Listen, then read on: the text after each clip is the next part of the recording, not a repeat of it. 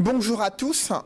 La météo politique 2021 présage un climat tendu entre les principaux leaders politiques qui laisse apparaître une profonde divergence sur la gouvernance du Cameroun.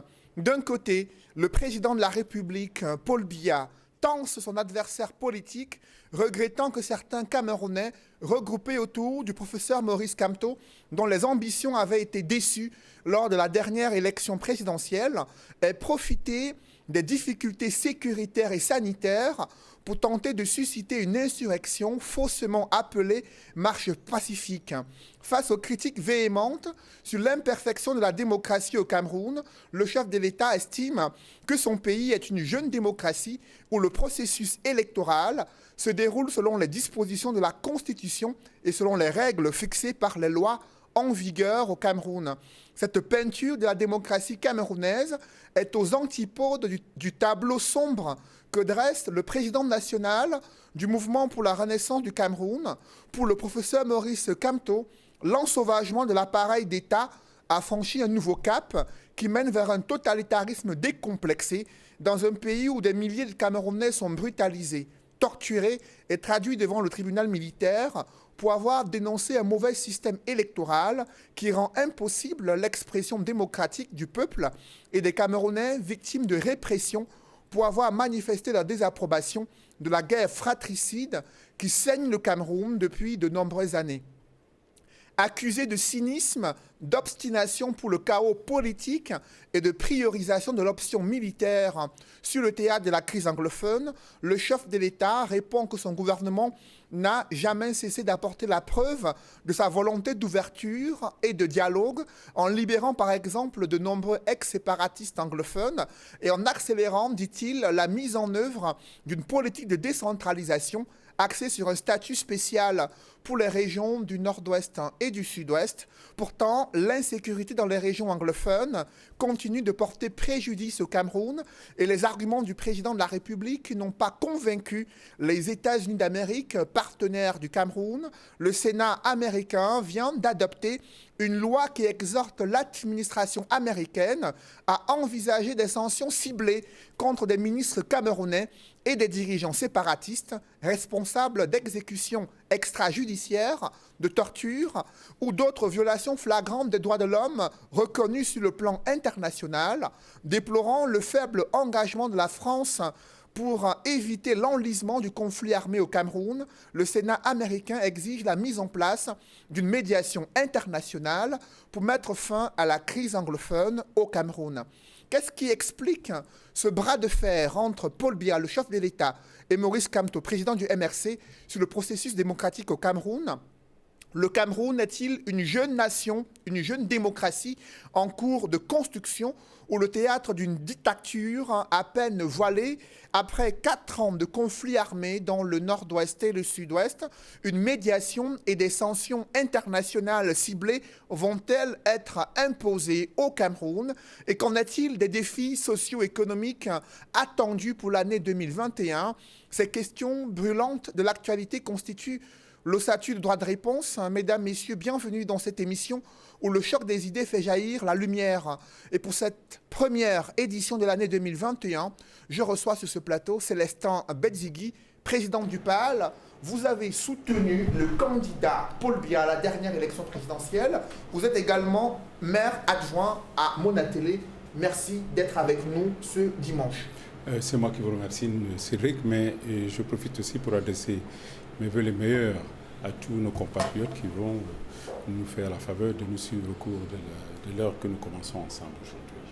Sur le plateau de droit de réponse, juste en face de vous, c'est Pierre-Emmanuel Bignam, qui est également cadre militant du mouvement pour la renaissance du Cameroun. Pierre-Emmanuel, bonjour.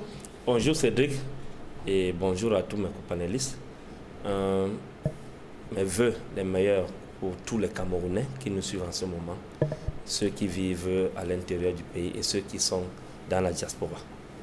Sur le plateau de droit de réponse, il est l'un des éditorialistes quotidiens, La Nouvelle Expression, consultant sur droit de réponse, Edmond Kambia. Edmond, bonjour. Bonjour Céline Oufélé, je salue les co-panélistes. J'adresse aux millions de téléspectateurs fidèles de cette émission Droit de réponse qui sont au Cameroun, en Afrique et partout à travers le monde mes vœux les meilleurs de santé, de réussite et de bonheur au cours de l'année 2021 qui commence. Dans cette première édition de l'année 2020 de Droit de réponse, je reçois également sur ce plateau Maître Moustapha Ngouana. Bonjour. Bonjour Cédric, bonjour mes copanélistes et bonjour à vos nombreux téléspectateurs. Je voudrais également, comme c'est une antienne, souhaiter mes vœux de bonheur, de santé et de prospérité au peuple camerounais qui nous suit à cet instant, avec le vœu que 2021 nous épargne de toutes les affres, de toutes les difficultés que nous avons connues tout au long de l'année 2020. Donc je souhaite une heureuse année à tous mes compatriotes. Mes meilleurs vœux à vous, messieurs présents sur ce plateau d'entrée de jeu, avec vous Pierre-Emmanuel Bignam du Mouvement pour la Renaissance du Cameroun. Le chef de l'État, Paul Biya, s'est adressé à Maurice Kamto en estimant qu'au sein du MRC, il y a une tentative d'insurrection faussement appelée marche pacifique. Pour lui, le Cameroun est un havre de démocratie où l'expression démocratique existe. Comment vous réagissez à ces propos du chef de l'État qui sont adressés aux leaders de votre formation politique? Bon, déjà, il faut relever que 2020 a été une année très difficile pour le Cameroun, et non seulement le Cameroun, mais le monde entier, du fait de la pandémie qui a bouleversé tout le monde, et beaucoup plus du fait de l'animation du jeu politique que le mouvement pour la Renaissance du Cameroun a mené des bains de maître sur notre espace politique. Alors, au début, je me souviens très bien que le président Paul Biya avait qualifié le MRC de petit parti politique. Et avant petit parti politique, c'était d'abord, il le prononçait, ou bien je veux dire, il le désignait, le MRC, comme étant un certain parti politique. Ensuite, c'est parti d'un certain parti politique à petit parti politique. Ensuite, c'est parti de petit parti politique. Maintenant, il a commencé à désigner le président élu Kamto comme étant une personnalité. Ensuite, c'est parti de personnalité pour devenir... il a atteint le stade où il annonce déjà les actions menées par le mouvement pour la Renaissance du Cameroun. Et comme je l'ai dit précédemment sur d'autres plateaux, connaissant le président Paul Biya, c'est un félin. C'est quelqu'un qui est fourbe, qui ne s'intéresse pas à quelque chose qui ne le touche pas. Lorsqu'il se met dans son discours à la nation du 31 décembre dernier, à énoncer les actions que le MRC a menées sur le théâtre des opérations politiques en 2020, cela signifie tout simplement que le MRC a marqué des coups qui ont touché le cœur de Paul Biya et qui ont porté atteinte à tout ce qu'il a pu mettre en place ces derniers temps comme système de dictature et tout cela. Donc, nous ne sommes pas étonnés de ce qu'il ait utilisé un ton, je vais dire un ton de dénigrement, de condescendance comme d'habitude.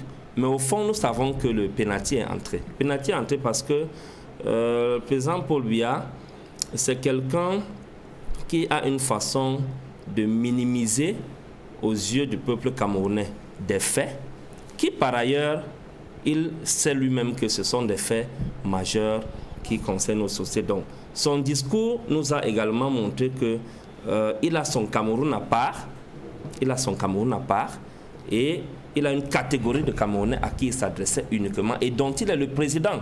Parce que ça n'a pas été de bout en bout un discours rassembleur, ça n'a pas été un discours d'apaisement. Il ne s'est même pas hasardé d'essuyer les larmes, serait-ce que par des propos gentils aux personnes qui ont perdu les leurs dans la crise anglophone. Donc, ça nous montre tout simplement que le président Paul Biya vit dans un monde à part. Il est dans son Cameroun depuis 1982 et ce Cameroun-là n'est pas le nôtre. Ce n'est pas notre Cameroun en fait. Après vous, Pierre-Emmanuel, Edmond Kambia, sur les propos du président de la République du Cameroun, face aux critiques sur la démocratie, il estime que le Cameroun est une jeune démocratie où le processus électoral est un exemple et il s'appuie sur la Constitution et cela respecte selon lui les règles et les lois en vigueur au Cameroun. Est-ce que cette peinture de la démocratie camerounaise par le chef de l'État est une réalité vécue depuis une trentaine d'années à travers l'organisation des processus électoraux au Cameroun? Cédric Doufelé, cette question ressemble à une colle parce qu'il serait difficile de répondre directement par l'affirmative. En même temps, en répondant par la négative, il faudrait lui donner des circonstances atténuantes. Ce qui signifie en réalité que cette peinture que fait le président de la République du Cameroun ne correspond pas exactement à la réalité. Par contre, il est dans son rôle. Si ce message était transmis aux Camerounais par la même personnalité, mais avec une casquette différente. Si c'est le président national du RDPC qui s'adressait aux Camerounais, je dirais oui, il est dans son rôle. Et que tout ce qu'il a dit, la peinture qu'il a faite correspond à ce qu'il peut dire en tant que président national du RDPC. Mais en tant que président de la République, j'ai dit non. Il est important de souligner que malgré les efforts que nous connaissons tous des années 90 à nos jours, il y a des obstacles, des goulots d'étranglement qui ont même été entretenus et maintenus par le gouvernement en place et soutenus par le RDPC. C'est pour cela que je ne pourrais pas répondre par l'affirmative. Je serais tenté de répondre par la négation parce que, au-delà des efforts que nous connaissons, parce qu'il faut le reconnaître, on est passé, s'il s'agit seulement d'un élément du système électoral qu'on appelle j'allais dire, l'ONEL, que nous avons connu, l'Observatoire national des élections, c'est-à-dire au départ, dans les années 90, quand on est retourné au multipartisme, l'opposition à l'époque et la société civile estimaient que ce n'est plus le ministère de l'Intérieur qui devait organiser les élections. Ce ne devrait plus être le MINAT à l'époque. Et l'effort consenti par le pouvoir était d'offrir aux Camerounais l'Observatoire national des élections, ONEL. Mais les insuffisances d'ONEL 1 ont fait en sorte qu'on aille à ONEL 2.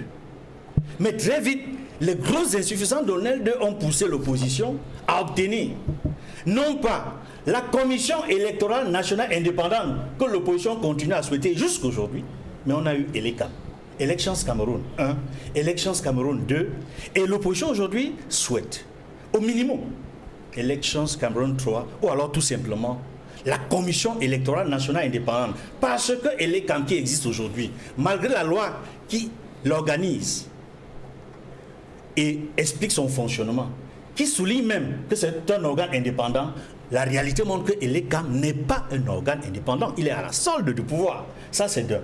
De deux, pour consolider mon propos, dans le sens que ce que dit le président de la République n'est pas vrai, c'est que, au jour d'aujourd'hui, il y a unanimité sur une chose. Et dans cette unanimité, les responsables de l'ELECAM sont d'accord. L'opposition est d'accord. La société civile est d'accord. De la nécessité de la réforme consensuelle du système électoral. On ne comprend pas qu'aujourd'hui, ce soit le pouvoir, que ce soit au sein du pouvoir et même le RDPC, qui ne veuille pas de la réforme du système électoral de manière consensuelle. Cela m'amène finalement à répondre définitivement à votre question pour dire que cette jeune démocratie qui avance avec des cailloux dans la chaussure, des cailloux entretenus par le pouvoir pour ne pas faciliter un processus démocratique libre, régulier et transparent. Après vous, Edmond Kamgia, Maître Moustapha Ngwana, le SDF a payé de la vie de certains de ses militants pour obtenir un certain nombre de mesures visant au respect de la liberté d'expression et la liberté d'opinion politique. Aujourd'hui, le président de la République, lui, estime que le processus démocratique respecte la Constitution et les lois en vigueur au Cameroun. Est-ce que vous partagez ce point de vue? Est-ce que vous avez le même regard sur notre processus démocratique au Cameroun? Je crois que le président se parlait à lui-même, ou bien il parlait, comme a dit Edmond tout à l'heure, aux militants de sa formation politique, étant très souvent acteur du processus électoral dans sa phase juridique et judiciaire. Je peux vous dire que nous avons une kyrielle d'insuffisance qui ne permettent pas de pouvoir dire que nous sommes dans un système véritablement démocratique. Parce que vous avez en face de vous, tout un système qui est mis sur pied pour favoriser la pérennisation d'un individu au pouvoir. Même lorsqu'on choisit même lorsqu'on désigne des organes qui sont censés créer l'équilibre entre les différents protagonistes, ceux qui sont choisis au sein des organes en question, ce sont les militants du RDPC qui ont démissionné la veille. Je prends le cas du Conseil constitutionnel qui devrait être au final le régulateur de l'élection des élections qui est l'élection présidentielle. Vous comprenez que le SIF, comme vous le dites, s'est battu, on a eu les urnes transparentes, on a eu des avancées, mais malheureusement ces avancées sont balayées ces dernières années par une brutalité que rien n'explique. Parce que lorsque vous parlez du processus électoral, pour y parvenir, il faudrait quand même que toutes les autres libertés puissent s'exprimer. Il faut que la liberté d'expression, la liberté de réunion, la liberté d'opinion, toutes ces libertés-là malheureusement sont mises à mal ces dernières années par le pouvoir. Je l'ai souvent dit, lorsque nous sommes sur la scène politique, ce n'est pas parce que les malheurs des uns peuvent également être les malheurs des autres demain. Je vois par exemple le musulman dont souffrent nos camarades de l'opposition, du MRC, qui font l'objet d'une adversité que rien n'explique. Et le chef de l'État, dans la position qui est la sienne, se donne plutôt un jeu de provocation, parce que malheureusement... Est-ce que vous voyez la provocation dans son discours? Non, lorsqu'il dit que certains militants... Lorsqu'il dit qu'on a essayé de faire de l'insurrection sous le prétexte de marche pacifique. J'ai le sentiment quand même que pour un chef de l'État, c'est très gros. Des individus ont le droit, je l'ai dit et je le remartèle, ont le droit de dire Paul Biya Mosgo. Dire que Paul Biya Mosgo ne constitue en rien une démarche insurrectionnelle. Encore que lorsque la liberté de manifester, la liberté d'opinion, la liberté d'expression sont des droits qui sont des droits fondamentaux au Cameroun. Ça fait partie du préambule de notre Constitution. Et notre préambule de notre Constitution sacralise les différentes libertés que je viens de mettre en perspective. Malheureusement, le président de la République est complice par ce type de discours, des actes qui sont posés par les forces de maintien de l'ordre et sa formation politique. Vous avez vu récemment le leader du MRC qui a été détenu à son domicile de manière illégale, de manière grossière, et nous avons fini même par exporter ces méthodes-là qui sont d'un autre âge et qui n'honorent pas notre pays. Le Cameroun mérite mieux que cela. Le président de la République, lorsqu'il fait un discours comme celui-ci, il doit pouvoir rasséréner, il doit pouvoir fixer le cap, il doit pouvoir générer l'espoir.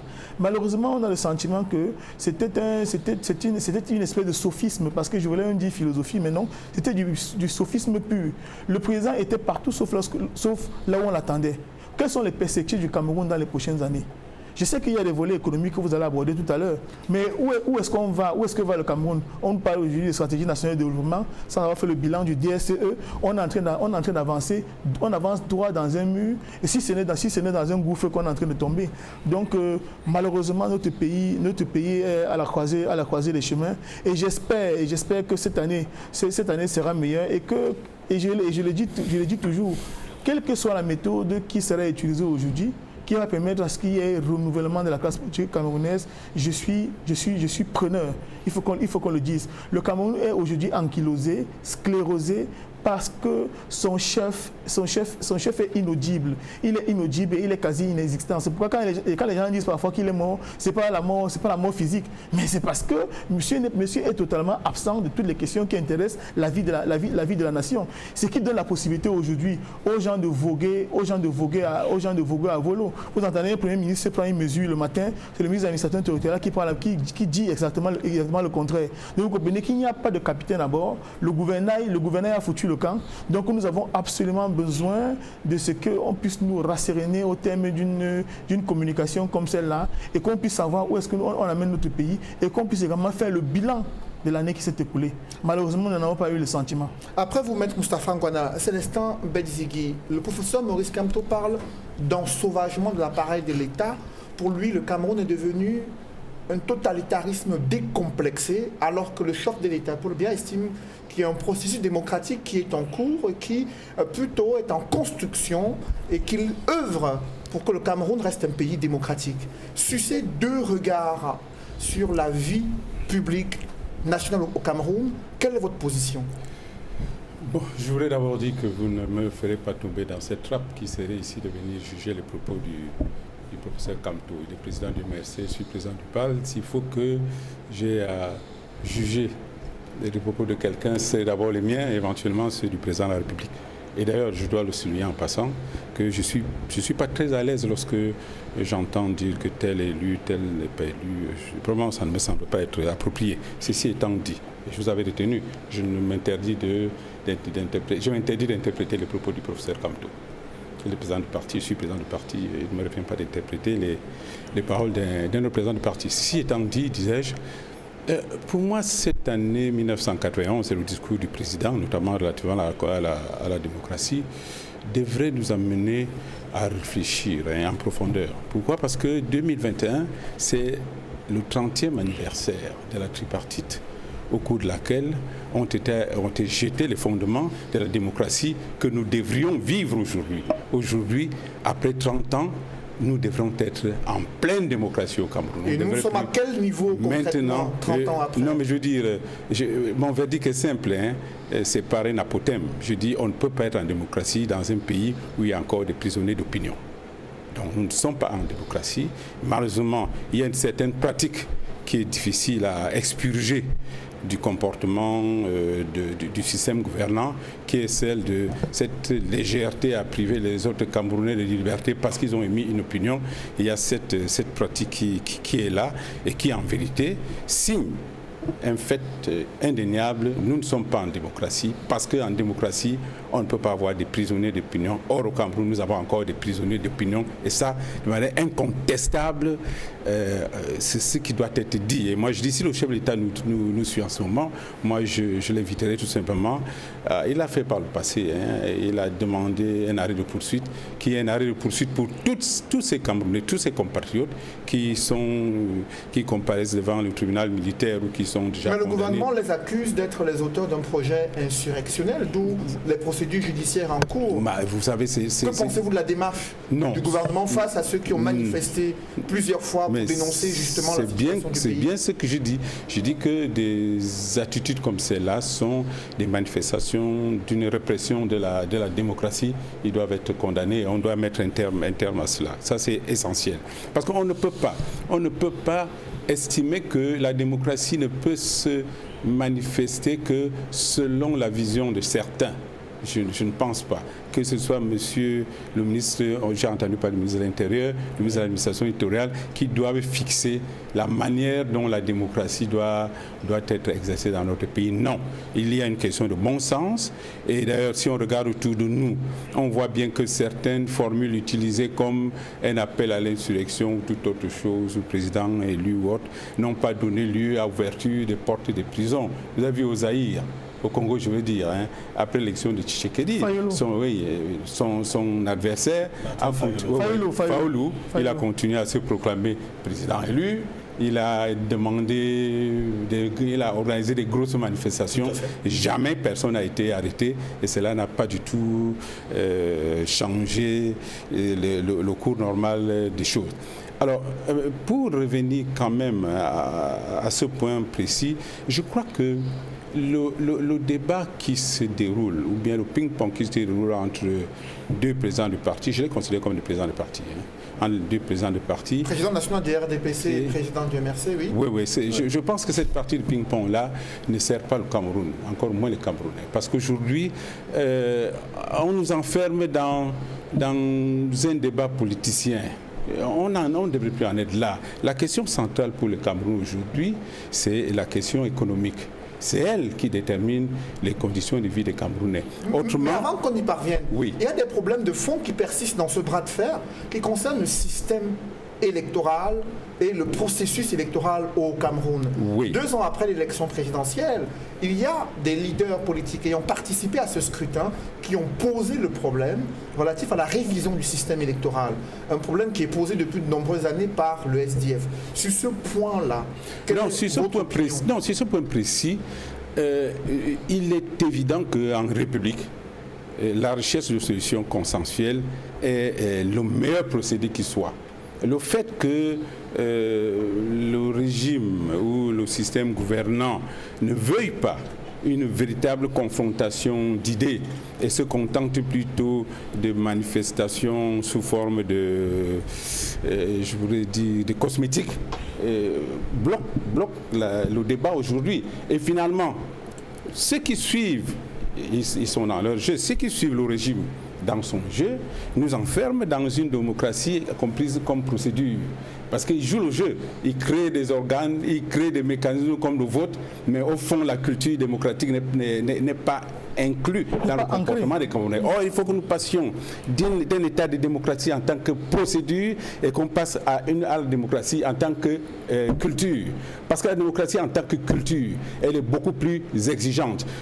Dans une situation de démocratie en tant que culture, il est exclu que quelqu'un puisse être arrêté parce qu'il a émis une opinion, que ce soit en marchant ou que ce soit dans son lit, que ce soit sur un ordinateur. Il n'y a pas de prisonniers d'opinion dans une démocratie. Ça, il faut le dire, il faut le clamer, il faut le redire. Et ceux qui aujourd'hui maintiennent des gens en prison pour leur opinion, ils rament contre la démocratie, ils sont des antidémocrates. Si le chef de l'État ne prend pas l'importance de cette pratique-là, de cette malfaisance-là, alors vraiment, nous aurons beaucoup de peine à devoir le considérer un peu comme, à défaut d'être l'initiateur, mais d'être une forme de complice de cet état de choses. Après vous, Célestin Benzigui, Georges Meka à Bessolo, qui nous a rejoint sur le plateau, il est économiste et militant du PCRN sur l'évolution du système démocratique au Cameroun. On a perçu dans les propos des 3 principaux candidats à l'élection présidentielle des critiques sur l'absence de volonté politique pour améliorer les conditions de vie des Camerounais, pour améliorer le système politique au Cameroun. Cabral Dibi, lui aussi, s'est exprimé sur la question, pensant l'absence criarde du chef de l'État. Alors que de l'autre côté, le chef de l'État, Paul Biya, estime qu'il y a une volonté du gouvernement à résoudre ces problèmes, à améliorer le processus démocratique au Cameroun. Qu'en pensez-vous? Merci, monsieur Noufele. Je veux d'abord prendre une posture républicaine et historique pour vous répondre. Dans les années 90, je passais mon bac et je me souviens, à l'époque, il y avait des débats politiques autour de l'ouverture, justement, démocratique et multipartiste.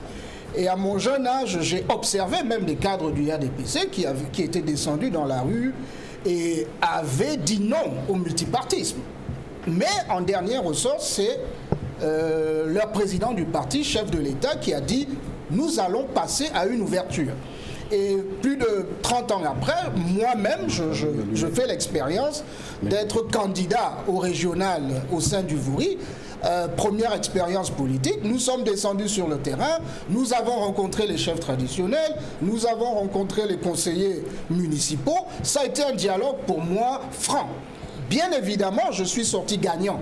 Peut-être pas en étant conseiller régional, mais quand même avec une note de satisfaction sur le processus démocratique, que j'ai trouvé des discussions avec des grands électeurs libres, des discussions franches. J'ai assisté au vote, j'ai assisté au dépouillement. Le vote s'est passé sans problème. Oui, il y a des imperfections à notre système du code électoral, mais ça ne veut pas dire que nous ne devons pas aller voter. Et là, je pense que nous enfermons nous-mêmes dans un débat politique. Voilà que depuis samedi 2 janvier 2021, les bureaux d'Elecam sont ouverts pour les inscriptions. Mais jusqu'au 31 août 2021, mais nous allons observer des Camerounais qui consomment plus de bouteilles de bière que ne détiennent une carte électorale. Et ça, en politique, nous devons inviter les Camerounais. Et je pense que si à partir de lundi, 4 janvier, nous commençons à voir 25 000 Camerounais qui s'inscrivent par bureau de vote, qui, dans tout le territoire du Cameroun, nous aurons d'ici le 31 août 2021 plus de 80% des Camerounais éligibles à voter qui participeront. Et c'est pourquoi au sein du PCRN, nous ne cessons de clamer que c'est un vote, une inscription massive, un vote massif, c'est une arithmétique. Et on ne peut pas, sans arithmétique, changer la balance. Mais dans cette équation je termine dans l'équation que vous évoquez, il y a plusieurs inconnus qui restent. Oui, il y a plusieurs inconnus qui restent. Le SDF, le MRC, au-delà de la participation massive à ces élections, il y a le processus électoral, le système en lui-même, qui, selon plusieurs formations politiques, ne garantit pas, même s'il y avait une inscription massive, une participation massive des électeurs, ne garantit pas que l'expression des suffrages soit respectée au regard d'un certain nombre de mécanismes controversés qui existent encore. Est-ce que c'est sur ce point-là que les partis politiques devraient plutôt se retrouver? Tous les pays qui ont eu des changements démocratiques en Afrique ces 30 dernières années, ça n'a pas été la virgule du code électoral, ça n'a pas été la parenthèse du code électoral, ça a été le vote massif, les inscriptions massives qui se sont faites, que ce soit au Ghana dernièrement, où c'est plus de 80% des électeurs qui sont allés voter. Nous avons vu à côté de nous les risques qu'il a failli avoir en Centrafrique, de libyaniser la Centrafrique au moment d'un processus électoral. On a failli copier-coller ce qui s'est passé en Libye, mais les Centrafricains sont allés massivement voter et redonner la confiance au président actuel de manière indiscutable. Quel que soit le schéma électoral, le code électoral peut être une thèse. Et dans une thèse qui est soumise à des professeurs, à des agrégés, il y aura toujours quelqu'un qui viendra dire que nous pouvons améliorer ci, nous pouvons améliorer ça. L'exemple de la Côte d'Ivoire est parfait pour nous aujourd'hui au Cameroun. Tout le monde a voté la nouvelle constitution en 2016, ils sont allés aux élections et puis tout le monde a dit non, c'est pas possible, c'est un deuxième, c'est un troisième mandat. Les gens ont décidé de ne pas voter. Mais le processus est clair et net. Je le redis et je crois fortement, comme il y a eu aux États-Unis dernièrement, 156 millions d'Américains ont voté à une élection cruciale. Je crois que l'arithmétique doit pouvoir continuer de compter. Lundi 4 janvier 2021, les bureaux d'Elecam sont ouverts pour les inscriptions. Combien de Camerounais iront s'inscrire? Nous en trouverons encore dans les bars, nous en trouverons encore ceci. C'est comme à l'heure actuelle, lorsque nous regardons les matchs de football sous le Covid. Mais les stades sont vides. On a plutôt l'impression que c'est un entraînement. Et pourtant, le 12e joueur dans les grandes compétitions, nous savons, ce sont les spectateurs. Donc, continuons d'affirmer que le changement politique au Cameroun ou de la gouvernance doit se faire par un vote consensuel, massif de l'ensemble des Camerounais. C'est le défi. C'est pas parce que le système éducatif n'est pas le meilleur que nous n'envoyons pas nos enfants à l'école obtenir des bacs, obtenir des licences, obtenir des masters. Demandons d'abord aux Camerounais, engageons-les à aller voter, ce que nous allons commencer ici à Douala la semaine prochaine, et de dire la clé du changement. Tous ceux qui ont 16 ans, qui ont eu 16 ans en 2020, seront éligibles de voter en 2025 selon le calendrier électoral. Et ils représentent aujourd'hui 60%, plus de 60% de la population. Si tous ces gens se lèvent pour aller s'inscrire et voter, je peux vous dire que face au nombre, les magouilles, les intelligences ne vont pas prévaloir. Après vous, Georges Mokabesolo, Célestin Bédigui, vous souhaitez réagir? Oui. Arithmétique dans le processus électoral. Absolument. Pour parvenir à un changement d'ici 2025? Absolument. Est-ce que vous y croyez concrètement lorsque vous faites les différents scénarios possibles? Absolument. Moi, je suis un partisan de la participation. Parce que je pense que, à défaut de prendre des armes pour changer les choses, la seule manière de faire changer, d'obtenir des changements pacifiques, c'est d'investir le système, d'atteindre une masse critique telle que, même s'il y a magouille, parce que la magouille dans le cas du Cameroun actuel n'excède pas 5 à 10% des votes. J'ai été dans une élection dans le fief du RDPC. Je peux dire que j'ai battu le RDPC. Donc, on ne peut pas dire aujourd'hui que ce qui se passe est d'une nature telle que qui puisse justifier qu'on ne participe pas au vote. Personnellement, je n'adhère pas à cette vision-là. En revanche, il existe 3 problèmes sérieux qui méritent d'être adressés au sens anglophone du terme. Le premier problème rend la légitimité de la personne qui est élue questionnable, au sens où, et là je rejoins mon prédécesseur en prise de parole, ce qu'il a dit, et ils vont certainement rencontrer sur le terrain, parce que nous disons que les 4 prochaines années, nous allons les consacrer à exhorter les Camerounais à s'inscrire, à faire comprendre à chaque Camerounais combien puissant est son bulletin de vote. Parce qu'aujourd'hui, nous sommes un peu plus de 25 millions de personnes. Mais le président élu, je crois, a eu peut-être 2 500 000 voix. 2 500 000 voix. Ça veut dire quoi? Ça veut dire que même quand on prend ensemble la population, c'est 10% de la population, c'est une légitimité qui est questionnable. Alors que si on devait remonter au niveau du potentiel électoral réel du Cameroun, qui est de l'ordre de 12, à mon sens, c'est entre 12 et 13 millions de personnes, ça changerait complètement les choses. Ça, c'est le premier point qu'il faut absolument que, de manière mutualisée et syndicalisée, les partis politiques se mettent au travail, y compris le RDPC, amener les populations à les s'inscrire.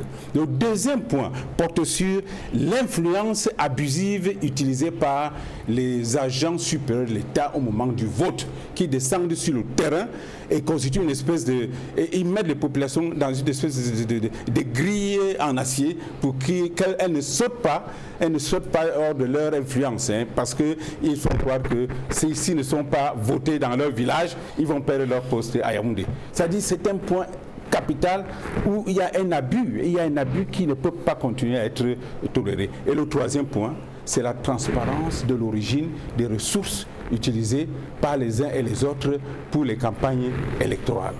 On ne peut pas comprendre. Moi, j'étais à l'élection. Vous allez à une élection, même au niveau d'une commune, mais en face de vous, vous pouvez faire un budget de 20 millions, 30 millions, mais il y a des gens qui mobilisent 100, 150 millions de francs, 200 millions, voire plus. À la dernière élection présidentielle, il s'est passé quelque chose d'extraordinaire. Il y a eu une campagne pendant la première semaine. Après, au cours de la deuxième semaine, quand les gadgets d'un candidat sont arrivés, il n'y avait plus de campagne. C'était la distribution des gadgets, la discussion des gadgets. D'où venaient ces immenses ressources qui ont permis qu'on acquiert autant de gadgets, parce que ça devrait se chiffrer en dizaines de milliards. Vous avez vu ce qui se passe en France avec Sarkozy ou dans les autres pays où on réglemente les ressources financières qui sont utilisées par chaque candidat à l'occasion des élections.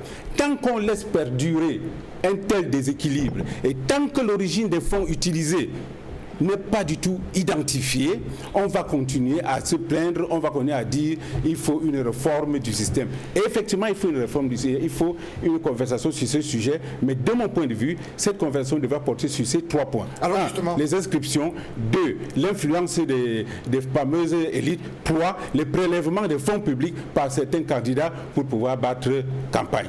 Alors après vous, Célestin Bézigui, j'aimerais avoir la réaction de Pierre-Emmanuel Bignam. Ces différents éléments pour vous suffisent-ils à garantir la transparence du processus électoral au Cameroun? C'est-à-dire, quand j'écoute M. Abessolo et Sa Majesté Bézigui, j'ai l'impression qu'ils ne vivent pas au Cameroun. Du moins dans le même Cameroun dans lequel je vis. Le Cameroun dans lequel je vis est celui où il n'y a pas d'acte de naissance. La proportion de la population qui détient les actes de naissance est tellement faible. On connaît des zones dans l'extrême nord et dans le nord Cameroun où plus de la moitié des enfants qui naissent qui sont âgés de 0 à 5 ans n'ont pas d'acte de naissance. Le Cameroun dans lequel je vis est celui où il n'y a pas de carte nationale d'identité. On en produit plus de 5 ans aujourd'hui. Ma mère qui vit à Edea actuellement a déjà fait 2 CNI, 2 récépissés depuis 2016. Aucune carte nationale d'identité n'est sortie. J'ai des nièces qui ont des récépissés accumulés. On ne fait qu'ajouter les validités. C'est le Cameroun dans lequel je vis. Les gens n'ont pas de CNI et vous voulez qu'ils aillent s'inscrire pour avoir les cartes d'électeurs. On est où là? On est en train de raconter des rêveries aux Camerounais, ou on est en train de raconter, de dire la vérité, de peindre l'espace politique camerounais tel qu'il se trouve. Alors, cette histoire de vote massif et tout cela ne peut pas tenir. Parce que selon l'esprit de Paul Biya, il faut écouter l'esprit de la personne qui parle. Lorsque j'étais encore plus jeune, je pensais effectivement à la thèse selon laquelle ce sont les ministres des différents gouvernements de Paul Biya qui détournent souvent sa vision politique, économique et sociale. Mais lorsque j'ai commencé aussi à prendre de l'âge, j'ai commencé à réaliser que, en fait, la principale matrice de tout ce que nous vivons au Cameroun, c'est le président Paul Biya lui-même. C'est Paul Biya qui est le cœur de tout ce que les Camerounais connaissent comme difficulté, comme souffrance. C'est lui qui conçoit tout ça. Parce que vous ne pouvez pas me dire que dans son dernier discours, par exemple, il se targue de se vanter de ce que le Cameroun est une jeune démocratie et que les pays dits démocratiques ont passé des siècles avant d'y arriver. Il oublie que le Sénégal à côté de lui, a eu l'indépendance au même moment que le Cameroun. Il oublie que le Ghana à côté de lui a eu l'indépendance au même moment que le Cameroun et que dans ces pays-là, on a déjà connu l'alternance au sommet de l'État, au moins avec 4 à 5 présidents. Donc selon l'esprit, dans l'esprit du président Paul Biya, pour lui la démocratie, ce sont les élections qui consistent à faire un changement de leadership au niveau de la base. C'est-à-dire qu'au niveau des 360 mairies et du Parlement. Ce Parlement dont il a pris et il a mis dans sa poche, qui est moribond, qui est morbide, qui n'arrive pas à s'exprimer, qui est désuète. C'est comme ça que lui conçoit la démocratie. Parce que vous ne pouvez pas m'expliquer que le président Paul Biya, 38 ans après au pouvoir, est toujours le seul à présider à la destinée des Camerounais. Donc pour lui, la démocratie, ce n'est pas l'alternance au sommet. Et on sait que c'est le sommet qui impulse une politique qui impacte le bas. Le leadership, le paradigme de leadership doit être impulsé à partir du sommet.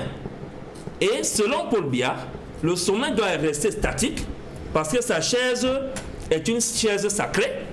Lorsque Dieu a créé le Cameroun, il a créé Paul Biya et il a destiné à être président à vie sur les Camerounais. Et lorsque chaque fois les partis politiques, les sociétés, les organisations de la société civile sont en train de mener des actions pour permettre une alternance au sommet de l'État, afin de voir s'il y a une possibilité d'impulser un nouveau leadership sur les institutions de notre pays et sur la population, pour enfin expérimenter peut-être une prospérité et autre chose meilleure pour notre pays. Le président Paul Biya devient farouche. Donc, mais est-ce que vous ne pensez pas que justement la participation massive des électeurs à la prochaine élection présidentielle pourrait faire pencher la balance en faveur d'un candidat autre que celui du candidat au pouvoir, du parti au pouvoir? Lorsque le SDF, à travers la coalition, en 1992, a amené le Camerounais à faire un vote populaire et que ni John Fundi a gagné l'élection présidentielle, ça a changé quoi? C'est Paul Biya qui est toujours là. C'est Paul Biya qui est toujours là. À l'époque, il n'avait même pas encore, je crois à l'époque c'était encore l'ONEL. Il n'avait même pas encore, c'était même le MINAT qui gérait les élections. Il n'avait pas encore lancé l'ONEL 1, ONEL 2 et puis ELECAM aujourd'hui, dont il a taillé à sa guise. Et y compris, on va ajouter à cela les préfectorales. On sait que c'est le PV de ELECAM qui fait foi avec cette commission départementale des élections dont le préfet est le patron. La préfectorale est au service de Paul Biya. Vous imaginez que même pendant les élections, législatives et municipales, dernier de février 2020, nous avons assisté, moi j'avais constitué un dossier de conseiller municipal à Douala 5e. Je vous assure que je suis arrivé dans une mairie, dont je ne vais pas citer ici, de naissance, pour certaines pièces qui ont été demandées. L'officier d'état civil m'a regardé. Il m'a dit, monsieur Bignam, c'est pour quel parti? J'ai dit pour le MRC. Il s'est levé de sa chaise, il est parti. J'étais obligé d'appeler le maire. Je dis le maire qui est en déplacement. Et c'est le maire qui lui a intimé l'ordre de venir immédiatement me délivrer. Et le maire lui a demandé, pourquoi tu fais ça? Donc nous avons ce type d'adversité. Nous avons des sous-préfets qui ont abandonné leur bureau pour ne pas signer les certificats de domicile aux candidats de l'opposition. Donc la préfectorale est au service du roi Paul Biya. Ajoutez à cela l'organe qui est en charge des élections. Nous savons que dans ce pays, il y a des individus, il y a des citoyens comme Roméo Dika qui a déclaré qu'il a volé 43 urnes au profit du RDPC. Imagine une seule personne qui vole 43 urnes. Vous multipliez par le nombre de cadres que le RDPC a.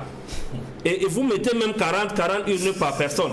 Ça veut dire que le pourcentage de... Parce que tout à l'heure, Sa Majesté Bézigué a dit le pourcentage, la marge de manœuvre des Mi'kmaq est autour de 5%. Je dis non. C'est pas 5%, on est autour de 90% de magouille pour les élections, autour de 90%. Vous avez la préfectorale qui est à votre service, vous avez l'ECAM qui est à votre service, vous avez le Conseil constitutionnel qui est à votre service. Vous pouvez gagner quelle élection à Paul Biya? Donc le problème du Cameroun, que le Cameroun connaît aujourd'hui, c'est qu'il faut que nous ayons enfin un système électoral consensuel qui va nous permettre d'attaquer l'alternance au sommet de l'État. Parce que tout ce que nous vivons aujourd'hui, ça vient de Paul Biya. Toute la misère des Camerounais. Votre position a été bien comprise. Il faut indiquer que le RDPC n'a pas officiellement reconnu les vols qui avaient été dénoncés par Roméo Dika. Et en 92, la Cour suprême avait déclaré le chef de l'État vainqueur de l'élection présidentielle. Je reste avec vous, Maître Moustapha Ngwana, sur cette question du système électoral. D'autres leaders politiques estiment ou misent sur un vote massif, une participation massive des électeurs pour troubler la machine de tricherie électorale et obtenir une véritable alternance démocratique. Quel est votre point de vue? Je pense qu'il faut non seulement qu'il y ait de l'arithmétique, et il faut également que la machine électorale elle-même soit empreinte d'un minimum de sincérité.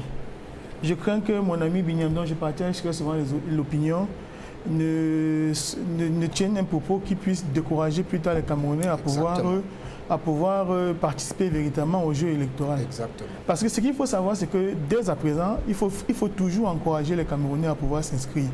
Parce que, voyez-vous, si demain la coalition, qui est peut-être une alésienne aujourd'hui au Cameroun, finissait par être mise sur pied, on peut se retrouver en face dans une situation dans laquelle ce n'est que les militants du RDPC qui sont inscrits. Parce qu'il ne faut pas oublier une chose, c'est que le RDPC, lui... Laisse-moi finir. Juste, s'il te plaît, avant d'avancer. Je n'ai pas découragé les gens à s'inscrire. Le MRC est impliqué dans le processus d'inscription sur les listes électorales. D'accord, ce que je tiens à dire... Je dis, quand on donne les cartes d'identité aux gens, ils vont s'inscrire plus massivement. Donc, ce que j'ai bien compris, j'ai bien compris. Mais ce que, moi je crois également que nous avons une mission pédagogique quand nous sommes aussi à la télévision. C'est qu'il faut tenir un discours qui est avec une certaine cohérence, qui encourage les Camerounais à ne pas complètement abandonner l'environnement politique. C'est que vous allez voir que malheureusement, il faut qu'on le dise également, les personnes qui peuvent le plus apporter dans l'environnement politique camerounais, malheureusement, c'est des intérêts de la politique. Parce qu'ils sont convaincus qu'il s'agit d'un milieu de ripoux et autres. Mais il faut qu'on fasse croire aux uns aux autres que non, qu'il est possible de faire changer les choses. Et si il est possible de faire changer les choses, il faudrait également que tout le monde y mette du sien. Je suis pour que les Camerounais s'inscrivent de manière massive, parce que je crois qu'on finira un jour par trouver l'équation, mais cette équation ne va pas être trouvée si les Camerounais eux-mêmes ne participent pas au jeu.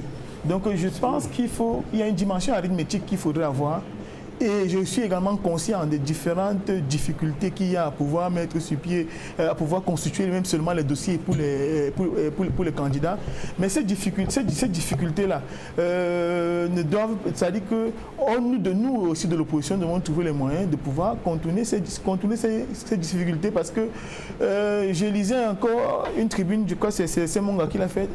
Nous, ceux qui font la politique sont tout autant coupables que le peuple, sinon plus coupables encore. Donc il faudrait que nous ayons le discours qui amène les uns les autres à s'intéresser à l'environnement politique, à pouvoir participer activement au jeu. Je dois le dire, il y a la fraude, il y a la corruption, il y a beaucoup de mécanismes qui empêchent que le jeu puisse se mettre sur pied.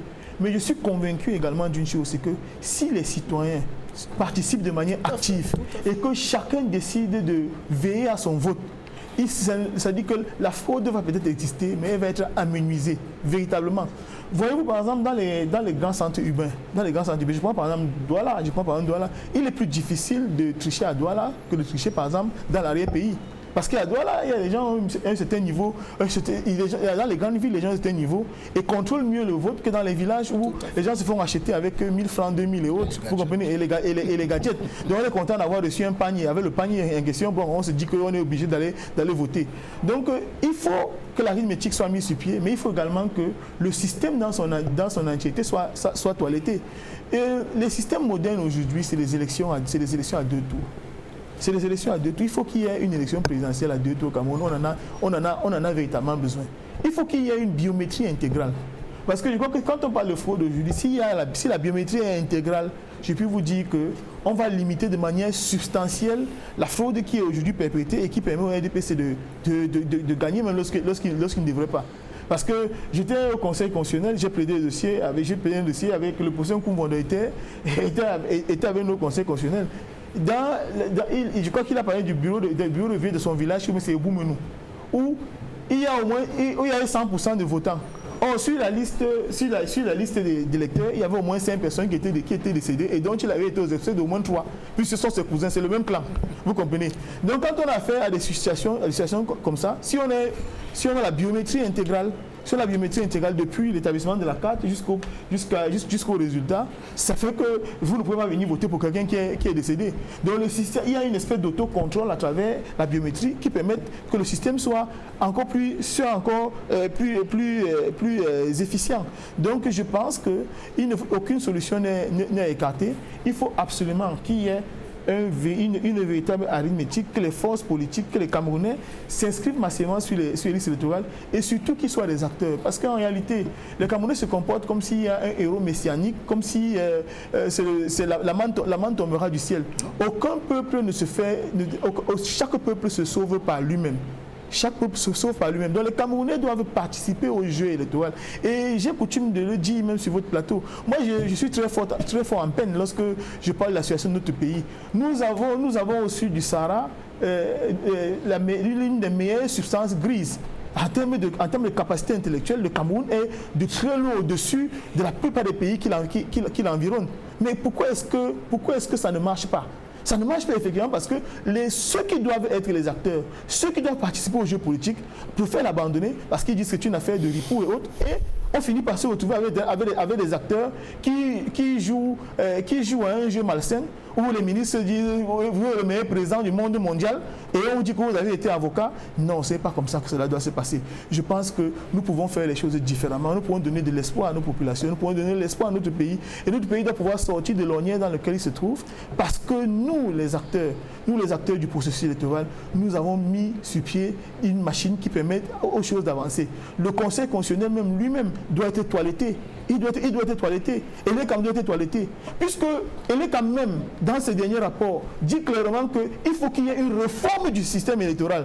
Si l'institution elle-même le dit, qui sommes-nous pour pouvoir prétendre le contraire?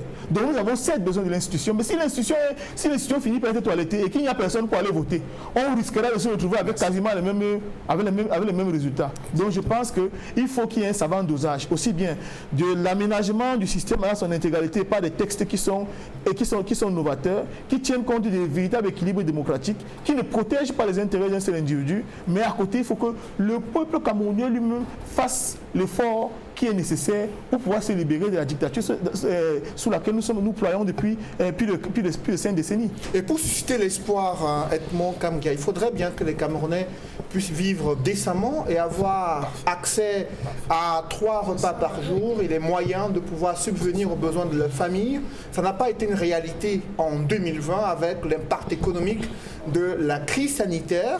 Mais avez-vous eu le sentiment que dans le discours du chef de l'État, il y a eu des annonces fortes pour la relance de la croissance économique au Cameroun, pour fixer un cap meilleur en 2021? Céline Noufélé, avant de répondre à cette question, je voudrais dire un mot sur le débat précédent, qui est très important. Le débat relatif au système électoral globalement et de manière particulière sur la participation des Camerounais aux élections. Je voudrais qu'on pose la question de fond. Pourquoi majoritairement les Camerounais ne participent pas aux élections? Pourquoi les Camerounais ne s'inscrivent pas depuis 30 ans massivement pour aller voter? C'est la question de fond. Pourquoi? Parce que si vous observez bien, malgré une légère hausse des inscrits en 30 ans, je dis une légère hausse des inscrits en 30 ans, d'environ 3 millions. On est dans les 6 millions et demi d'inscrits aujourd'hui. On est parti de 92 où on était dans les entre 4 et 5 millions d'inscrits. Entre 3, 4, 5 millions d'inscrits. Mais on a constaté que ceux qui votent à toutes les élections au système universel direct, au système majoritaire direct, c'est le même chiffre. Je dis de 92 à nos jours. Les votants, c'est entre 2,5 millions et 3 millions. Les votants, c'est entre 2,5 millions et 3 millions. Pour toutes les élections, et en particulier pour les élections présidentielles et législatives. J'ai dit en 30 ans, ça pose un réel problème. Malgré le fait qu'on ait évolué sur le nombre des inscrits, mais c'est le même nombre qui vote. Cela signifie quoi? Il y a une crise de confiance vis-à-vis des élections en général au Cameroun Et du processus électoral. Et il me semble que la question de fond qui se pose et que j'ai exprimée ainsi se résume dans les revendications que la société civile et certaines formations politiques de l'opposition ont déclinées à travers la nécessité de passer à une réforme consensuelle du système électoral. Je vous assure, si on y parvient, la plupart des Camerounais en âge de voter, qui sont très nombreux, parce que j'estime que nous ne sommes pas seulement 25 millions de Camerounais, nous sommes environ 30 millions de Camerounais, et nous sommes potentiellement, pour les Camerounais en âge de voter, nous sommes entre 13 et 15 millions de Camerounais capables d'être inscrits sur les listes électorales. Mais pour convaincre ceux qui n'ont jamais voté et qui ont dépassé les 21 ans depuis très longtemps, il y en a qui ont 50 ans, 60 ans, ils n'ont jamais voté parce qu'ils ne croient pas au système électoral, parce qu'ils ne croient pas aux élections dans le système actuel. Pour les convaincre, c'est qu'il faut reformer totalement le système électoral. Leur montrer qu'à travers un système électoral crédible, transparent, consensuel, leur voix peut compter. Parce que je peux vous dire, la voix des Camerounais entre 1992 et 2020, jusqu'aux dernières élections, leurs voix n'ont jamais totalement compté. À cause de la fraude électorale, instituée, organisée, entretenue et soutenue par le gouvernement, avec le soutien du RDPC. Et on a vu, et je ne sais pas moi qui vous le dirait, tout le monde l'a vu aux dernières élections, pour préparer les élections législatives et municipales. Vous avez vu comment les autorités administratives ont été complices des agissements antidémocratiques. Ils ne signaient pas les papiers des candidats de l'opposition.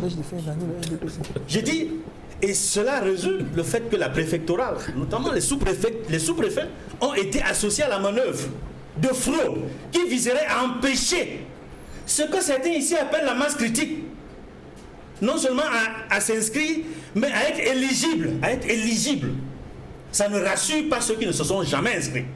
Faisons en sorte que ceux qui vont s'inscrire demain aient tous les éléments, tous les arguments pour aller s'inscrire, en sachant que désormais leur voix va compter. On ne va pas voler leur voix Edmond, si je peux dire... Si Je n'ai pas terminé. Non, naturellement, moi je comprends. Je vous en prie, Edmond, comme il y a la parole. C'est important de comprendre pourquoi il y a une crise de confiance.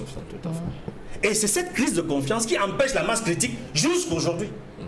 Il faut réussir à convaincre que désormais nous avons un système électoral crédible. Alors, je vous en prie, tous les compatriotes qui n'ont jamais voté et qui auront ou ont aujourd'hui 21 ans, vous pouvez voter parce que vos voix vont désormais compter et que la fraude électorale sera à un degré minime. Parce qu'aujourd'hui, elle est énorme, la fraude électorale. Sous diverses formes. On poursuit le fil conducteur de l'émission avec vous, Edmond Kambia, sur les conditions de vie des Camerounais. C'était aussi un pan sur lequel le président de la République était très attendu après une année difficile liée à l'impact économique et social de la crise sanitaire et l'impact de la crise anglophone sur le plan social également. Avez-vous le sentiment qu'il y a eu un cap fixé ou des annonces fortes qui devraient être faites pour l'amélioration des conditions de vie des populations? J'avoue d'avoir pas été satisfait lorsque j'ai écouté le message à la nation du président de la République sur les aspects sociaux et économiques, notamment les aspects économiques qui concernent les préoccupations quotidiennes des Camerounais, notamment pour leur survie. Je ne parle pas seulement de leur vie, mais de leur survie.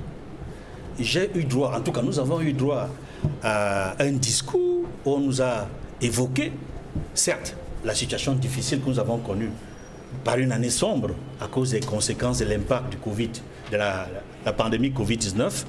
Mais j'observe que le chef de l'État a reconnu que la croissance de 4% qui était escomptée est en voie de s'éroder. C'est érodé même.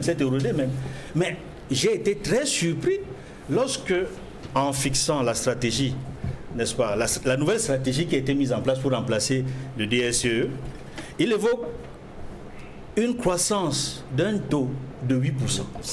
La question est celle de savoir comment allons-nous, à partir de 2021 qui commence, parvenir au taux de croissance de 8% alors que nous n'avons pas maintenu le cap de 4%.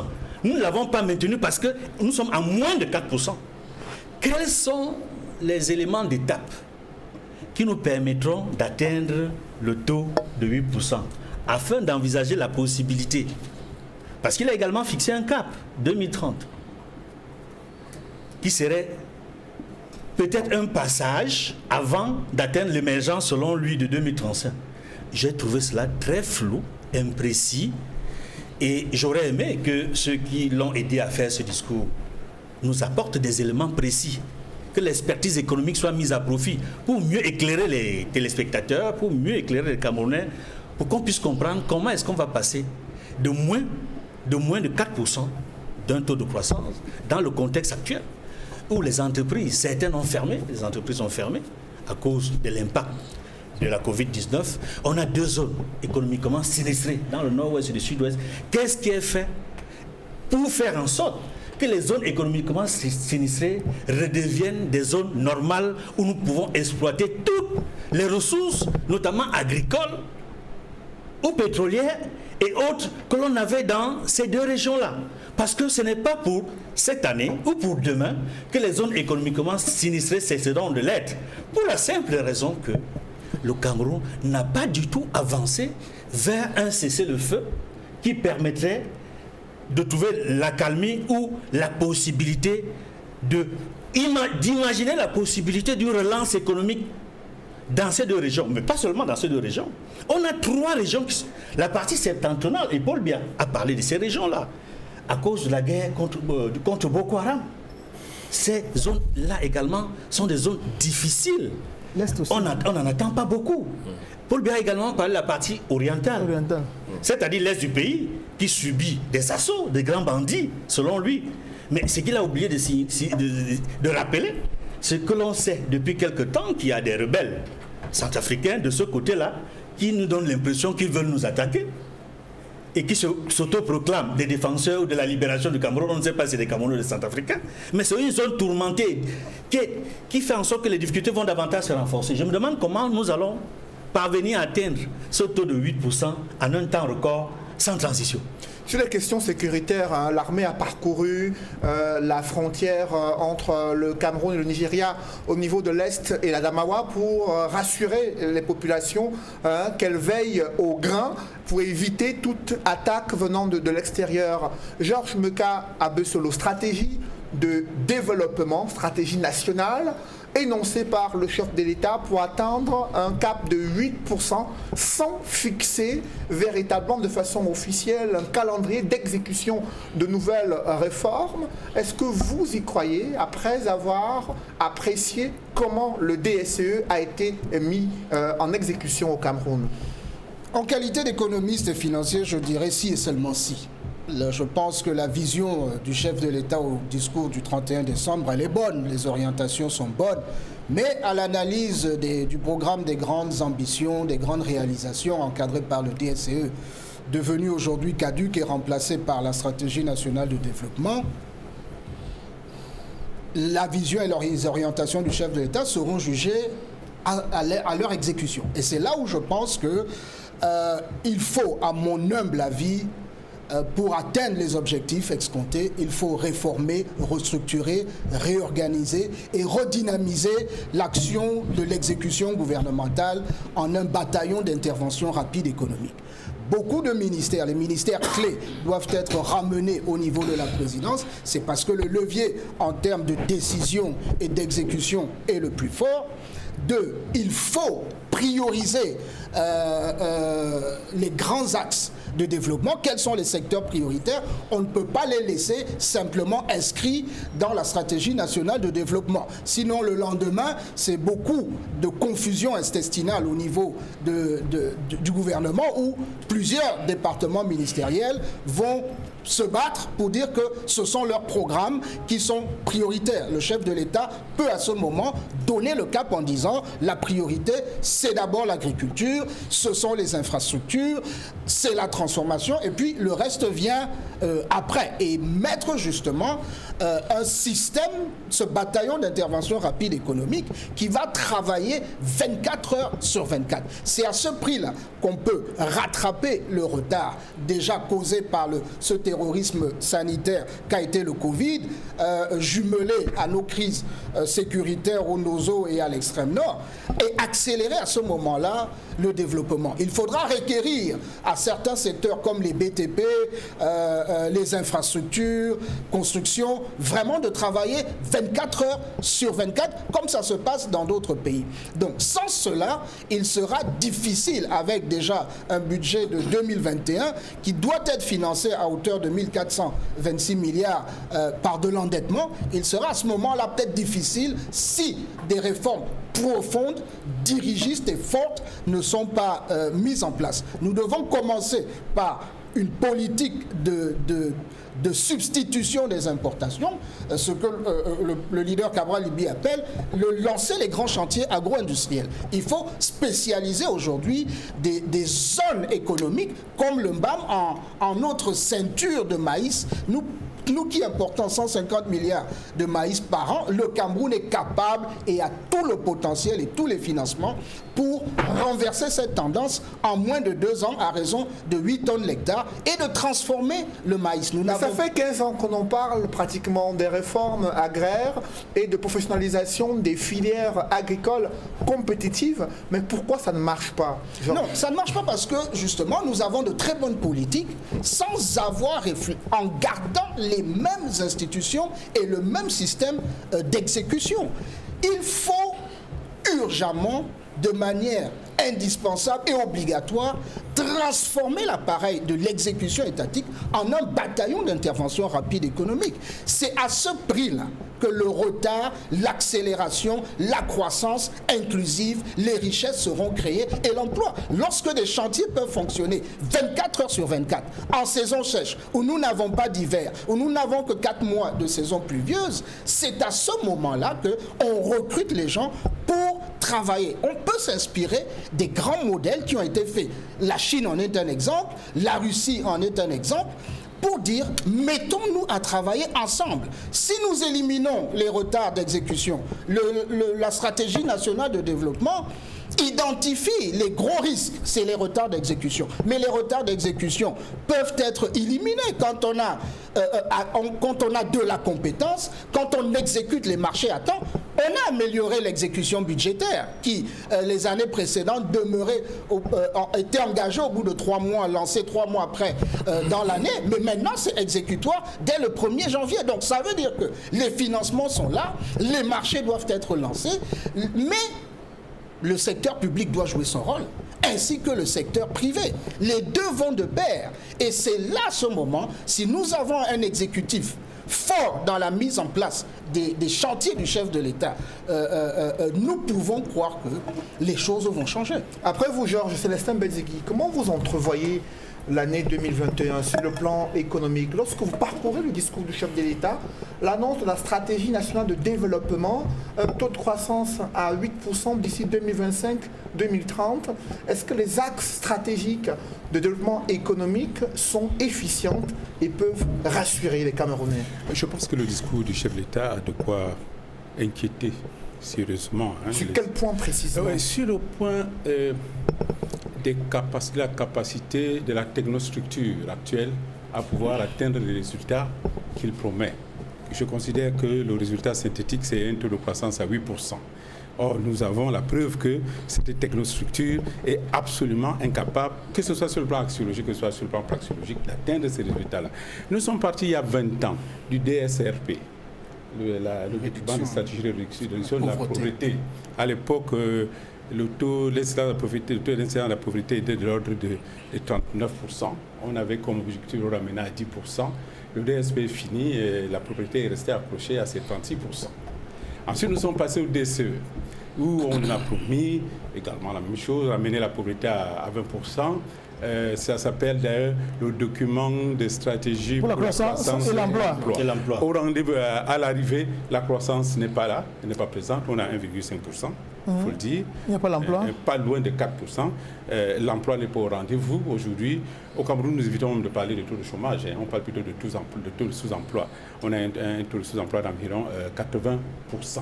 Alors, c'est dire que tout ce qui jusque-là a été mis en place par le gouvernement est absolument inefficient. Et moi, je suis d'autant plus peiné que vous l'avez énoncé à l'entame de votre propos que j'ai été soutien du candidat Paul Biya. Effectivement, je l'ai été, d'autant plus que j'ai eu à ma charge, j'ai eu la responsabilité d'intervenir ou d'alimenter une partie du programme économique de ce candidat-là. Et il me souvient bien que l'une des options fondamentales que nous avons retenues en matière économique, au constat des limites auxquelles nous avait conduit l'ancien modèle économique, qui était le modèle d'import-substitution. Parce qu'il faut bien expliquer ça aux Camerounais. Le modèle d'import-substitution suppose qu'on crée localement des petites entreprises industrielles qui satisfont en priorité le marché local. Ceci a été fait par le président Ijo de 1965 à 1980. On a donc eu le pile Camunalor et tous ces choses-là qui produisaient pour les Camerounais. Sauf qu'ils avaient une capacité d'absorption de main-d'œuvre qui était cohérente par rapport à l'époque, mais aujourd'hui, ce modèle-là ne peut plus résoudre l'un des problèmes majeurs que nous avons, qui est celui de l'emploi. Et le modèle que nous avons proposé était celui de ce qu'on appelle l'insertion dans les chaînes de valeur ajoutée mondiale. Comment cela devait se matérialiser? Oui, ça se matérialise par l'attraction, l'attractivité d'investissements importants au Cameroun qui produiraient pour le marché mondial. Et cette fois, les unités de production à mettre en place sont d'une dimension beaucoup plus grande et permettent d'absorber beaucoup plus de personnel et de réduire incidemment, en effet, toute la main-d'œuvre disponible que le Cameroun a aujourd'hui.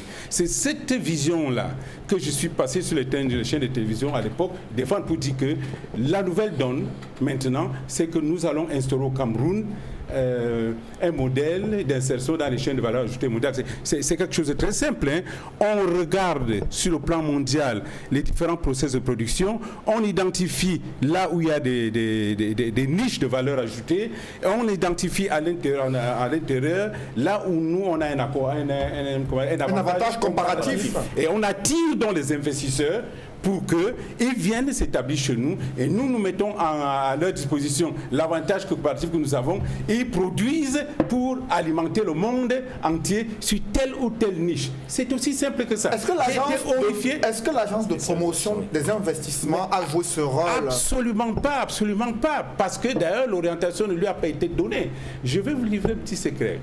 Un jour dont je bavardais, pendant la campagne, j'ai échangé avec un des ministres économiques du gouvernement. Je lui ai dit, tu sais, moi, ce que je vous proposer par rapport à ce qu'on m'a demandé, c'est l'insertion dans les chaînes de valeur ajoutée mondiale. Exactement le modèle qui est en Asie du Sud-Est. C'est la seule manière pour nous d'en sortir. Parce qu'on a une main-d'œuvre qui est absolument... C'est un trésor, ce que nous avons au Cameroun. C'est-à-dire, le Cameroun est en position aujourd'hui de jouir de ce qu'on appelle le dividende démocratique à un point extraordinaire. J'ai dit, on est obligé de laisser de côté l'approche import-succession. Elle a montré ses limites. Elle ne doit plus être l'axe majeur de notre modèle industriel. Et ce ministre-là, parce qu'il est ministre aujourd'hui, il m'a dit, mais Célestin, mon frère, donc toi tu veux dire que nous on n'a rien fait depuis qu'on est là? J'ai dit non, je n'ai pas dit que vous n'avez rien fait. J'ai dit seulement qu'aujourd'hui, les enjeux et les problèmes qu'on a à résoudre impliquent que nous changions de modèle. Parce que une politique économique a d'abord pour principale fonction de résoudre un problème. Et le principal problème, on parle de taux de croissance, ce n'est pas un chiffre en l'air comme ça. Un taux de croissance, c'est des emplois créés. Dans la structure économique du Cameroun, 1% de taux de croissance, ça correspond à peu près à 200 000 emplois créés. C'est ça qu'il faut comprendre. Alors, quand on est dans une situation où on a un taux de croissance qui est de 1,1%, 2%, vous voyez bien dans quel trou nous sommes. Alors, quand le président parle de 8%, et c'est ça qui est beaucoup plus préoccupant, davantage préoccupant, c'est qu'il n'a même pas pris la peine de nous indiquer par quel type de politique économique ces 8%-là pourront être atteints. Alors, est-ce une politique qui s'appelle supply side ou bien est-ce que c'est une politique type keynésienne avec une relance basée sur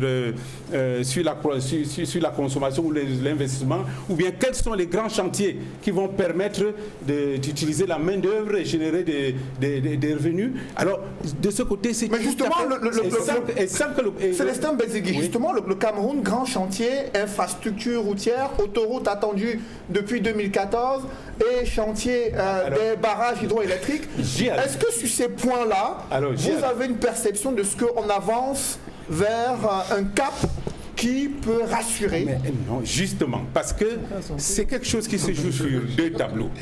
Le premier tableau, c'est les avancées en infrastructure. Le malheur veut que, depuis qu'on a commencé à injecter l'argent dans ces infrastructures, aucune de ces infrastructures n'a achevé. Oui. On est perdu dans la jungle des pourcentages. Oui. Quand un ministre fait une descente sur le terrain, on revient en disant oui, c'est à 80%. On ne dit pas que c'est à 80% de réalisation, mais à 100% de consommation du budget. Alors, tout dans ce pays, c'est dit en termes de pourcentage. 78%, 60%, rien n'est fini. Jusque la première chose. Et ça, c'est le volet infrastructure. Parce que pour un modèle d'insertion dans la valeur ajoutée mondiale, il y a la variable la plus importante, c'est la perception de la corruption. La deuxième variable, sont les infrastructures. Et la troisième variable, c'est le renforcement de la production industrielle. Or, quand on prend la première variable qui est la perception de la corruption, et qu'on se rend compte que tout ce qui est évoqué comme grand projet dans ce pays et dans lequel l'État est impliqué, c'est une niche de corruption pour la haute administration. Résultat de course, les gens n'ont pas du tout envie de venir faire un tour au Cameroun. Les investisseurs viennent au Cameroun, mais vous ne les verrez jamais déposer leur valise. Ils repartent. Vous avez des scandales du genre à l'UQAM, qui est là, les gars de Tinto, Rio Tinto, ils ont des actions dedans, ils les ont laissées au gouvernement camerounais pour que le gouvernement camerounais puisse trouver des preneurs. Aucun investisseur ne frappe à la porte. On a confié ça à la Banque Lazare et c'est encore là-bas. Alors pourquoi? Parce que les gens observent et écoutent. On regarde, quand on parle de corruption, on regarde la CAM. Il y a eu quelque chose d'absolument inacceptable. On a institué au niveau de la présidence un guichet unique, qui est une violation même du principe de gestion en finances publiques, et l'ordinateur doit être différent du liquidateur. On a mis en place un dispositif où la même personne octroyer les marchés, ordonner leur paiement. Oui. Première grosse faute, et cela n'a donné lieu à aucune conséquence. Deuxième grosse faute, on est parti de 600 milliards de francs de budget initial, maintenant on avoisine 2000 milliards, et les chantiers ne sont toujours pas réceptionnés. La dérive, là, appelons ça la dérive, des 1400 milliards aurait permis non seulement d'achever l'autoroute Douala-Yaoundé, mais également de s'engager sur l'autoroute Yaoundé-Ngaoundéré. Et cela ne s'est pas fait. Et ça n'a pas donné lieu, même à l'ouverture d'une instruction judiciaire, quand bien même la chose a été dénoncée. Alors, quand on regarde ça au niveau de la corruption, n'est apporté. Au niveau des infrastructures, on travaille en trompe-œil, parce que quand on vous parle de l'Ompanga, c'est un barrage de retenue. Ce n'est pas un barrage de production. Nous en sommes encore à nos 1200 mégawatts de production d'énergie électrique qui ne permettent pas aujourd'hui d'installer plus de 2 cimenteries. À plus forte raison, une autre forme, une autre institution. Est-ce que vous savez que le dernier investissement industriel de taille qui a été fait dans ce pays, c'est Siak Zembek. Depuis lors, en dehors des entreprises de télécom. Mais le gouvernement va vous opposer les 4-5 cimenteries qui se sont installées à Douala et à Yaoundé, Marocains, Turcs, Nigérians et Français également qui ont ouvert une deuxième usine de cimenterie. Est-ce que cela ne montre pas qu'il y a un potentiel important au Cameroun qui attire des investisseurs? Non, le potentiel est là. Mais pour que ces cimenteries-là augmentent, on vous prive d'électricité, M. Noufeli. Oui. C'est ça le problème. Délestage. Vous voyez tous ces délestages-là. Oui. Ils résultent de quoi? De ce que ces cimentiers, le peu de ciment qu'ils peuvent utiliser, qu'ils peuvent fabriquer, ils sont obligés de vous priver d'électricité, vous, d'une part, d'autre part, mais en vérité, c'est le développement du secteur manufacturier qui doit être relancé. Où sont passées les zones franches industrielles? Où est passé le centre national du commerce extérieur? Comment, alors même qu'il s'agit maintenant de booster la population, pas pour la population, la production manufacturière, on ne prend pas les mesures permettant d'attirer les investisseurs au Cameroun. Alors c'est pour ça que je suis pas là. C'est pour ça que je dis que le discours du président, non seulement il est en contradiction avec ce que nous autres pensions qu'il devrait être. C'est pour ça que nous nous en désolidarisons, bien que Yang de soutenir sa candidature, mais nous également, il n'ouvre aucune perspective positive. Et je crains de dire que cette technostructure dont on observe les résultats, elle peut nous amener à une situation telle que chaque année qui passe, c'est une achetée de régression et non une année de progression. Après ce tableau que vous venez de dresser, Pierre-Emmanuel Bignam, le président demande aux Camerounais de croire à la politique du gouvernement. Et il est envisagé même la création de 500 000 emplois dans les tout prochains mois, 8% d'ici 10 ans. Pensez-vous qu'au rythme de mise en œuvre des réformes structurelles au Cameroun, il est possible d'atteindre cette émergence? Il est possible de créer autant d'emplois dans ce contexte camerounais? Je riais, si tu as remarqué, Cédric, tout à l'heure, lorsque tu t'es mis à poser la question. Je riais parce que chaque année, depuis pratiquement 4 ans, le gouvernement de Paul Biya annonce la création de 500 000 emplois. Donc si on fait 500 000 emplois x 4, on serait déjà aujourd'hui à 2 millions d'emplois créés par ce gouvernement-là. Il faut que les gens arrêtent de nous faire rêver. Moi, j'ai l'habitude de m'adresser aux Camerounais qui nous suivent pour les émissions dominicales et de prendre le risque d'aborder des sujets avec beaucoup plus de sérieux pour essayer de leur donner des pistes de vérité. Parce que nous avons le devoir de restituer la vérité. Un cas palpable sur ce plateau.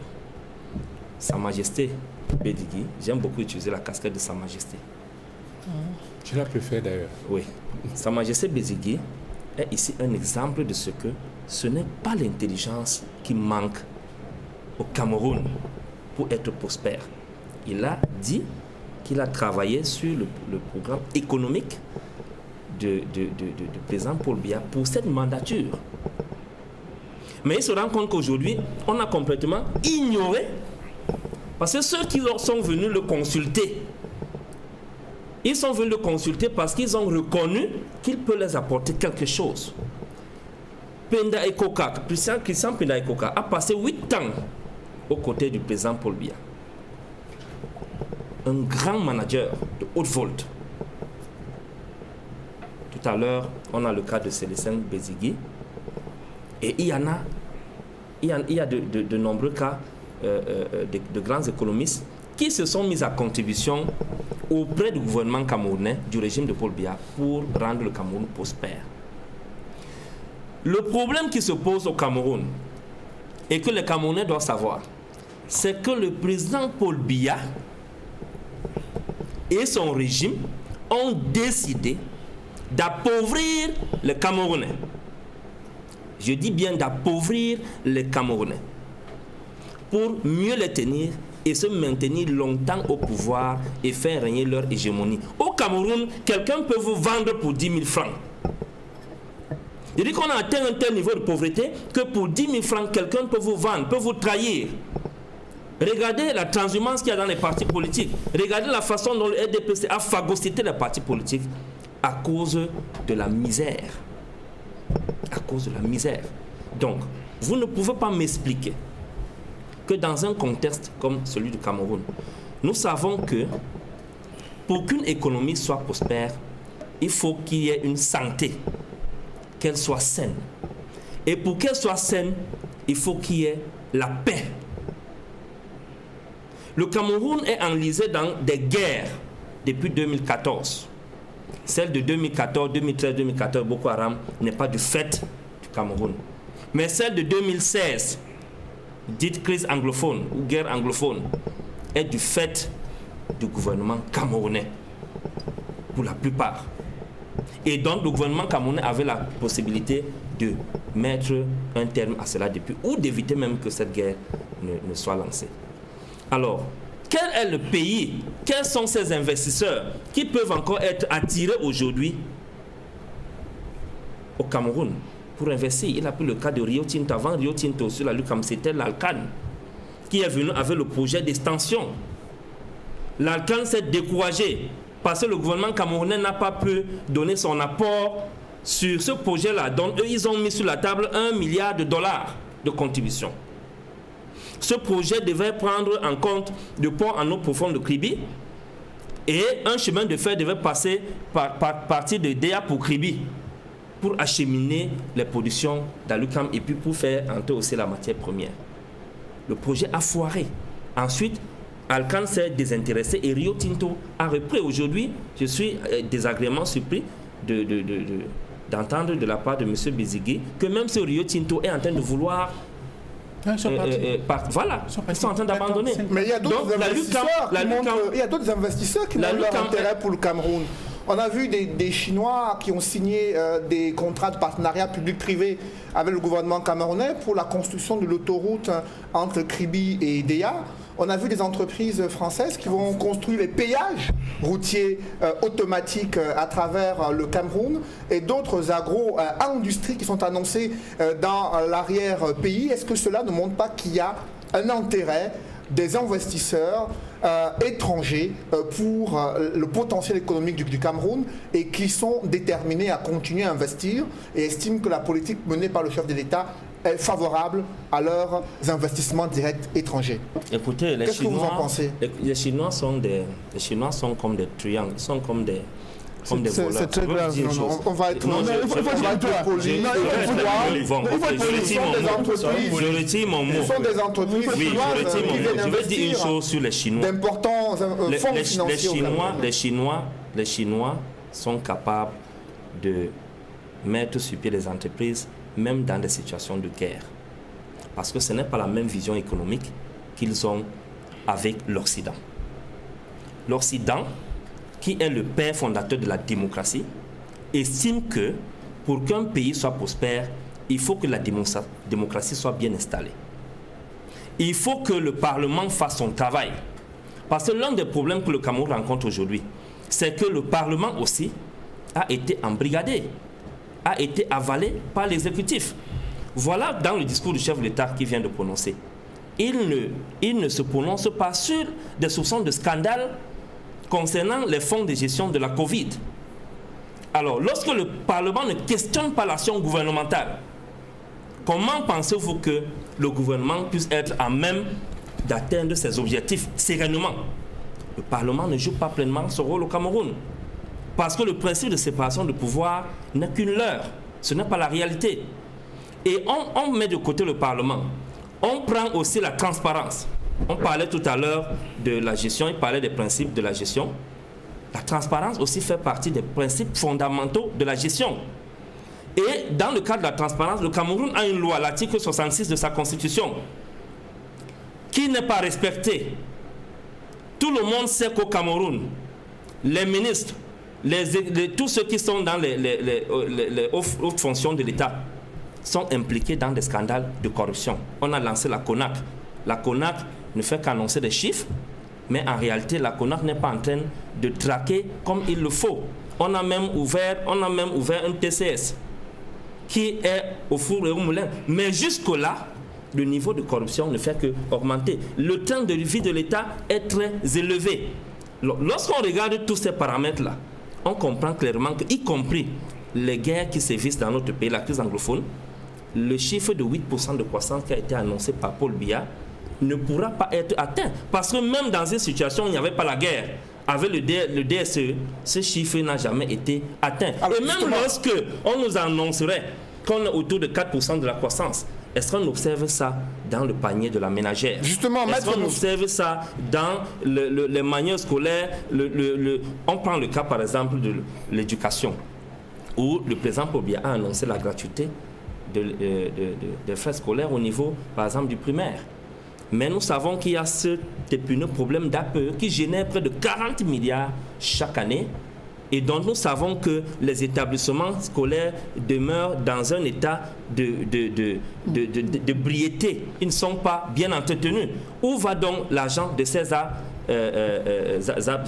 Donc, comme pour dire que le régime en place fait exprès. Il ne faut pas qu'on continue à se distraire. M. Bidiga était clair sur le plateau. Ce ne sont pas des programmes économiques ni des stratégies économiques qui manquent au régime de Paul Biya. Mais c'est une réelle volonté politique de rendre le Cameroun prospère qui manque à Paul Biya et à son régime. Après vous, Maître Moustapha Ngwana, au-delà de ces questions économiques, il y a la crise dans le nord-ouest et le sud-ouest. Et sur ce point, tout comme sur les questions économiques, le chef de l'État estime que son gouvernement n'a jamais cessé d'apporter la preuve d'une volonté d'ouverture et de dialogue en libérant par exemple les ex-séparatistes, comme il les a désignés, et en misant sur une accélération de la décentralisation avec un statut particulier pour les régions du nord-ouest et du sud-ouest. Ces arguments brandis par le président de la République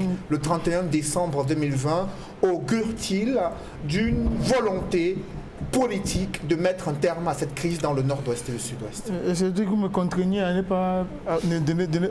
pas dire un mot sur cette question économique qui m'intéressait particulièrement. Mais je vais faire une digression pour dire que je suis très surpris par les positions qui ont été adoptées ici par Sa Majesté Célestin Bézigui. Je voudrais rappeler qu'en 2018, le président Paul Biya n'avait pas de programme économique. En tout cas, moi, je n'en ai pas vu. Ce que j'ai vu, c'est plutôt un livre qu'on appelle le libéralisme communautaire, qui a été écrit, je crois, en 1987, qu'on a réchauffé et qu'on a proposé aux Camerounais. Dans les discussions que les gens ont dans les chaumières, n'engage pas l'environnement politique camerounais. Non, je vous ai laissé. Je ne vous ai pas coupé. Moi, je vous coupe. Si vous ne dites pas des choses qui sont exactes. J'ai dit que le président Paul Biya a battu campagne pendant 7 minutes à Maroua. 7 minutes à Maroua. On s'est dit que dans l'histoire de l'humanité, je le dis, c'est la première fois où dans une élection démocratique, une personne ne se fait pas voir, elle ne propose rien au Cameroun, à son peuple. Mais il y a une profession de foi du candidat RDPC qui a été vulgarisée sur les réseaux sociaux. On sait que le chef de l'État avait dans sa candidature pour la première fois sur son compte Twitter et Facebook et il a axé son discours, sa campagne sur les réseaux sociaux. Est-ce que vous ignorez les points économiques de cette profession de foi? Il n'y a aucun point économique, en tout cas à mon sens, qui aujourd'hui est en train d'implémenter quoi que ce soit. Ce qu'on a fait, c'est qu'on a réchauffé le libéralisme communautaire et on a distribué au Camerounais. Et Paul Biya lui-même a fait partie de campagne pendant 7 minutes. Pendant 7 minutes, c'est tout ce qui a été fait. Donc je ne conteste pas la science de M. Bézigui, je ne conteste pas non plus le fait qu'il ait été consulté. Mais le problème, c'est que nous, dans le cadre de la campagne électorale, nous n'avons pas senti quelques propositions que ce soit émanant du RDPC et visant à améliorer le vécu des Camerounais. Et je vais également dire que nous n'avons quel est le modèle économique que nous avons. Aujourd'hui, le Cameroun est le seul pays au monde qui s'endette pour les infrastructures. Comment est-ce qu'on peut s'endetter pour les infrastructures? Il y a un de mes confrères qui est décédé, M. Kengoum, qui disait pour les stades de la CAN, il y a des clients qui étaient prêts à nous donner les stades clés à main. Mais on a refusé ce modèle-là pour aller s'endetter, alors que l'État ne retirait pas le moins de francs. Aujourd'hui, on construit les axes lourds, on dit Lompanga, on dit Meking, on dit Mbevele, les barrages et en plus. Aucun d'entre eux n'est fonctionnel, des années après la date qui avait été prévue pour leur réalisation. Je dis, le sous-développement est un projet voulu par le RDPC.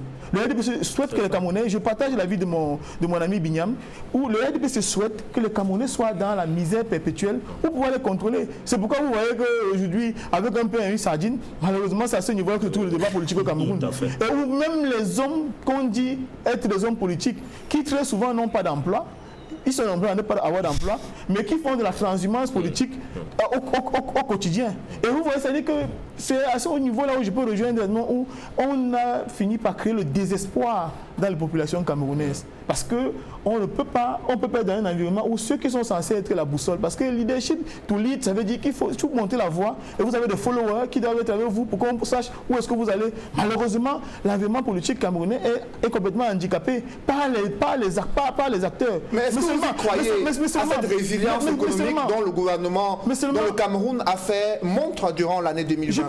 Parce que le ministre des Finances, dans plusieurs sorties, indique que malgré la crise sanitaire, il y a quand même eu, au niveau du Cameroun, une résilience et une capacité des Camerounais à pouvoir faire face au double choc qui est lié à la fois à la crise sanitaire et à la crise économique.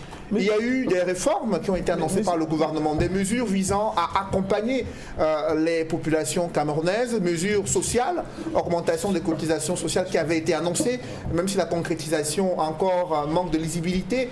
Il y a eu la réduction de certaines taxes pour permettre aux opérateurs économiques de bénéficier d'un soutien du gouvernement. Pour vous, ces différentes mesures prises en 2020 ne sont-elles pas de nature à montrer une attention particulière du gouvernement auprès des populations? Je dois vous dire que les mesures qui sont prises très souvent sont des mesures purement cosmétiques. Parce qu'en réalité, lorsqu'on prend... Le Cameroun avait besoin de mesures fortes.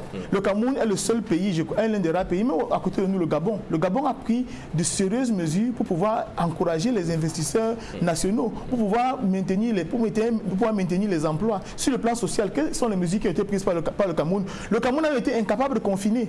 On était incapable de confiner parce que le gouvernement n'avait pas la possibilité ou bien les coups de franche pour pouvoir donner le minimum aux populations. Donc on ne peut pas prétendre qu'il y ait des mesures qui ont été prises. Les mesures qui ont été prises ont été des mesures cosmétiques qui ne nous ont absolument rien apporté. Donc j'embraye sur la question que vous m'avez posée au départ, s'agissant de la crise sociopolitique dans les régions anglophones.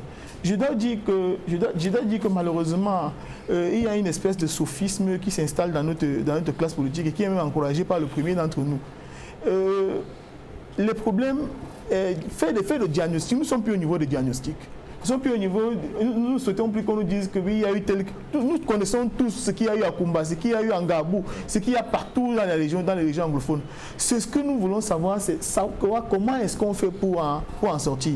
Et malheureusement, aujourd'hui, on n'a pas de lisibilité sur la question. Je vous dis, le grand dialogue national qui a été tenu ici, dont on se vante et qui a été rappelé par le président de la République, était une mesure purement cosmétique, c'était une parodie.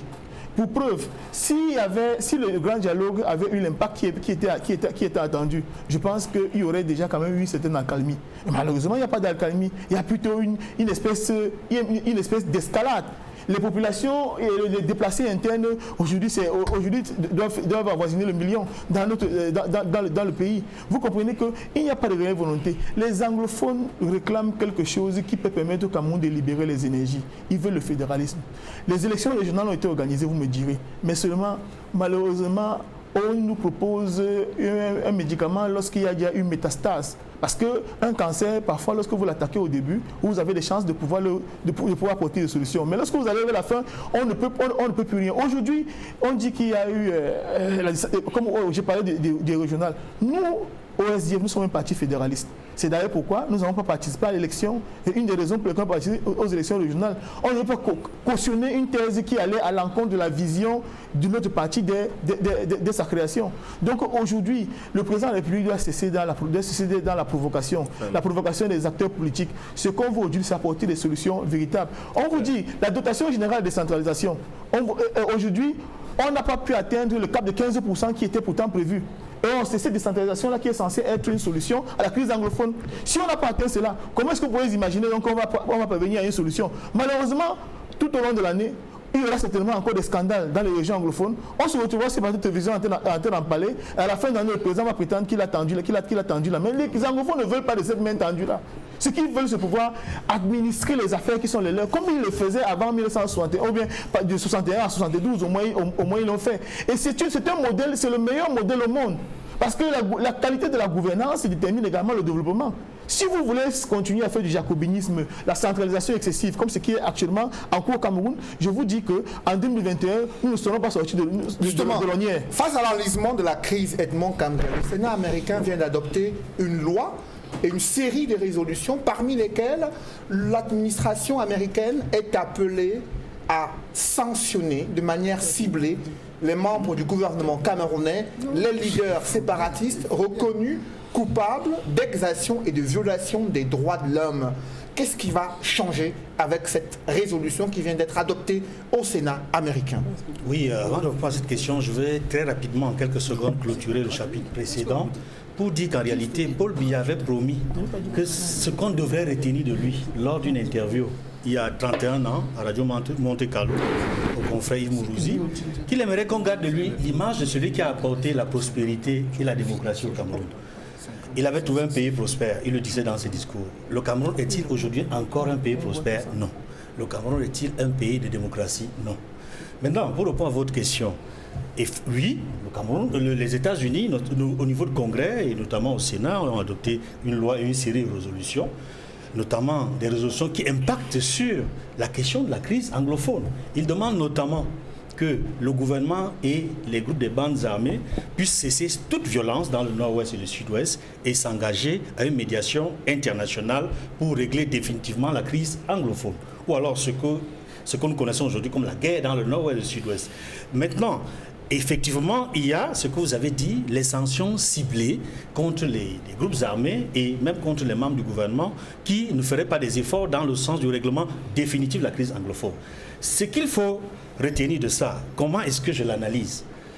Dans le contexte actuel, où nous nous acheminons aux États-Unis, j'allais dire dans quelques jours, vous savez que le 20 janvier, Donald Trump va céder son fauteuil présidentiel au président élu, Joe Biden, qui est un démocrate, qui a déjà annoncé les premiers membres de sa nouvelle administration, parmi lesquels le secrétaire d'État, Anthony Blinken. Vous savez que c'est quelqu'un qui a un background important. Anthony, le nouveau secrétaire d'État, qui va bientôt prendre le relais du secrétaire d'État de Donald Trump, c'est quelqu'un qui a été membre du Conseil de sécurité nationale sous l'administration Bill Clinton. Il a été secrétaire d'État adjoint dans l'administration Barack Obama et c'est le futur secrétaire d'État de Joe Biden, sous Joe Biden. Sous Joe Biden, oui. C'est le futur secrétaire d'État de Joe Biden. Et ce qu'il faut retenir de lui, c'est que c'est quelqu'un qui n'est pas seulement un chantre du multilatéralisme, mais c'est quelqu'un qui est très attaché à la promotion de la démocratie et des droits de l'homme. Et lorsque des textes comme ça sont adoptés au Congrès américain, et que c'est lui qui est le futur secrétaire d'État, il va s'en dire. Et je l'avais déjà dit il y a plusieurs semaines sur ce plateau, que le Cameroun est l'un des tout premiers dossiers en Afrique qui sera sur la table de Joe Biden. Cela signifie que les États-Unis sont passés dans la phase active et répressive. Il ne s'agit plus seulement des recommandations. Il s'agit de faire en sorte qu'on tourne définitivement la page de la guerre dans le nord-ouest dans le nord-ouest et le sud-ouest. Et c'est le partenaire, c'est l'un des partenaires privilégiés du Cameroun, notamment dans ses relations bilatérales, qui parle. Et je le dis, ne soyons pas surpris que des sanctions ciblées après le 20 janvier soient connues si des avancées significatives des bandes armées ou de leurs leaders et du gouvernement ne sont pas perceptibles vers le sens d'un cessez-le-feu d'ici le 20 janvier. Après vous, Edmond Kamga, Célestin Bedzegui, vous avez vécu aux États-Unis. Vous connaissez comment fonctionne l'administration américaine. Aujourd'hui, Joe Biden, Kamala Harris vont prendre le pouvoir aux États-Unis et il y a cette loi votée par le Sénat américain qui concerne des résolutions qui amènent l'administration américaine à prendre position sur la crise dans le nord-ouest et le sud-ouest. Et la principale résolution, c'est la fin des hostilités et des violences armées et les négociations sous l'égide d'une médiation internationale, insistent les Américains. Comment vous entrevoyez la résolution de cette crise? D'abord, il faut d'abord expliquer comment on peut en arriver à ce qu'une résolution soit prise au niveau du Congrès américain par rapport au petit Cameroun. C'est juste la marque de l'influence qu'ont dans ce pays-là la diaspora camerounaise. Elle est très importante et extrêmement importante. Peut-être que nous sommes loin d'imaginer ce qu'elle représente. Et non seulement très importante, mais elle est très bien introduite. Que ce soit en tant que citoyen américain, parce que beaucoup d'entre eux sont des citoyens américains, que ce soit par rapport à des organismes qui sont des ONG, comme le NDI, suivez mon regard. Il y a cet aspect. Il y a un autre aspect qu'il ne faut pas négliger, c'est le fait que lorsqu'une décision est prise à l'encontre d'un pays par les États-Unis, elle participe de l'appréciation que la communauté internationale, pas seulement des gouvernements, mais également des investisseurs, peuvent se faire du Cameroun. Donc il y a ces retombées indirectes dont il faut tenir compte. Maintenant, pour revenir tout de même au sujet lui-même, je pense que en cette matière, le gouvernement fait preuve d'une rigidité d'esprit qui me surprend énormément. Parce que si on part du début de tout, début des temps, il y a quand même eu à un moment donné une convention qui avait été signée entre le gouvernement du Southern Cameroun et puis la République du Cameroun, et qui instaurait cette République fédérale. Moi, j'ai vécu, je ne suis pas le seul, peut-être je suis le seul ici, j'ai vécu sous la République fédérale du Cameroun et les choses n'allaient pas si mal. Bon, il se fait qu'il y a eu une politique d'assimilation accélérée, à marche, je pourrais dire forcée, qui a conduit à la création de l'État unitaire. On se serait arrêté là que les frustrations n'auraient pas pris la forme violente qu'elles ont aujourd'hui. D'autant plus que nous étions au grand dialogue. Je me souviens que Chief Moukete a pris la parole pour dire à Monseigneur au cardinal Toumi que, en vérité, c'est nous-mêmes, appelons les anglophones, qui avons demandé qu'on fasse évoluer le système de la République fédérale à la République à la République unie. Unitaire. Oui. Ça, vraiment, Chief Moukete l'a dit, qu'aujourd'hui, on ne peut pas dire que c'est quelque chose dans laquelle ils n'ont pas participé. Ceci étant, je crois que c'est à partir de là qu'une faute sera commise. Parce que passer à la République unitaire ne devait pas signifier qu'il fallait dépouiller nos compatriotes de tout ce qu'ils considéraient comme étant des acquis. Et ensuite, en 1988, alors il y a eu cette manœuvre gauche de faire, et je la regrette, d'enlever le terme uni. 84, vous permettez, d'enlever le terme uni dans la désignation du pays. Aujourd'hui, en un mot, qu'est-ce qu'il faut faire pour éviter que le Cameroun se retrouve sous l'égide des sanctions de la communauté internationale? Non, il faut que le président Biya accepte de rétropédaler. il faut. Ce n'est pas la première fois qu'il aura rétropédalé. C'est une réalité. Nous avons, le problème à la tripartite a été posé. On s'était engagé à organiser une deuxième tripartite. Au grand dialogue, la solution qui a été adoptée ne résolvait pas le problème. D'ailleurs, vous vous souvenez, à l'occasion, j'étais d'ailleurs sorti de la salle parce que j'avais dit le format d'ailleurs qui avait été adopté par le Premier ministre relevait plutôt de la tromperie et que ça ne mènerait nulle part. Puisque j'ai donné comme exemple, j'ai dit que nous autres à la tripartite, on avait travaillé autrement.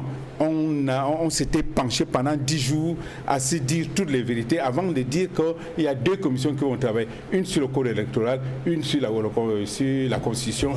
Et le jour où nous avons signé la tripartite, le lendemain, les villes mortes se sont arrêtées. Et dans le cas d'espèce, on aurait dû mesurer le succès du grand dialogue par l'arrêt des problèmes, des hostilités au NOSO. Le fait que cela n'ait pas été enregistré veut dire que ce grand dialogue-là, ça a été un coup d'épée dans l'eau. Il faut qu'on cesse de le brandir comme étant une réussite et que vraiment, de manière réaliste, en bonne politique, qu'on accepte de rappeler tout le monde. Aujourd'hui, il y a 16 partis politiques qui ont des élus. Asseyons-nous à nouveau autour de la table, y compris ceux qui n'ont pas d'élus.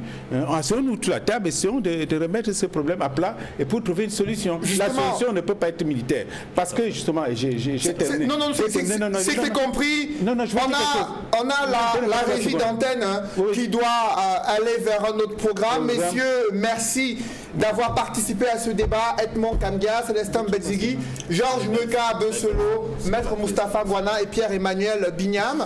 Mesdames, Messieurs, c'est la fin de cette émission. Merci d'avoir suivi. Merci de rester sur Equinox Télévision. Nous vous adressons nos meilleurs voeux. Merci de rester sur la chaîne première de l'information au Cameroun et en Afrique subsaharienne. Très bonne position sur la. Je voulais vous dire que j'étais à Bouya. La sortie. J'étais à Bouya mardi.